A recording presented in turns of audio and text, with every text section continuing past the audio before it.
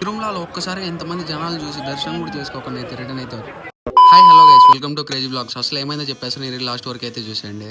ఇంకా నేను జ్ఞానగాడు అయితే ఎప్పుడేంటో తిరుమలకి అయితే వెళ్దాం అనుకుంటూనే ఉన్నాం. ప్రతిసారి పోదాం అనుకున్నప్పుడల్లా ఏదో ఒక రీజన్ వల్ల అయితే ఆగిపోతూనే ఉన్నాం. కానీ ఈరోజు కంపల్సరీ ఎలాగో సాటర్డే కూడా కదా అని చెప్పి అయితే స్టార్ట్ అయిపోయాం. ఒక్కసారిగా ఇన్ని వెహికల్స్ చూడంగానే అప్పుడే అయితే షాక్ అయితే అయిపోయాము. ఇంకా చెకింగ్ పాయింట్ దగ్గర అయితే చెకింగ్ కూడా అయితే చేయించుకునేసాము. ఇక్కడ అయితే హెల్మెట్ లేనిది అయితే తిరుమలకి అయితే నాట్ అలౌడ్ అయితే చేసేస్తున్నారు. మీలలో ఎవరైనా తిరుమలకి వచ్చే వాళ్ళు ఉంటే కంపల్సరీ హెల్మెట్ అయితే కంపల్సరీ తెచ్చుకోండి. ఇంకా వెళ్లే దారిలో అయితే క్లైమేట్ అయితే చాలా అయితే బాగుంది. సగం ఘాట్లో వెళ్ళామో లేదో జ్ఞాన అయితే హెల్మెట్ అయితే తీసి నాకైతే ఇచ్చేసాడు. ఏమని అడగగానే నా సేఫ్టీ కంటే నీ సేఫ్టీ ఇంపార్టెంట్ అని చెప్పేశాడు. జ్ఞానగాడు అయితే గాలి ఆడడం లేదని అయితే హెల్మెట్ అయితే ఇచ్చేసాడు. ఇక కొద్దిగా ముందర బాగానే వ్యూ పాయింట్ అయితే చాలా అయితే బాగుంది. సన్సెట్ కి ఆ ఈవినింగ్ క్లైమేట్ కి అయితే చాలా బాగుంది. ఇంకా నేను జ్ఞాన అయితే అలా 2-3 ఫొటోస్ అయితే తీసుకుని ఇంకా తిరుమలకు ఒక హాఫ్ అన్ అవర్ ఉంది అనగానే ఆ లైటింగ్ ఆ డెకరేషన్ అయితే చాలా బాగా అయితే చేసేసారు.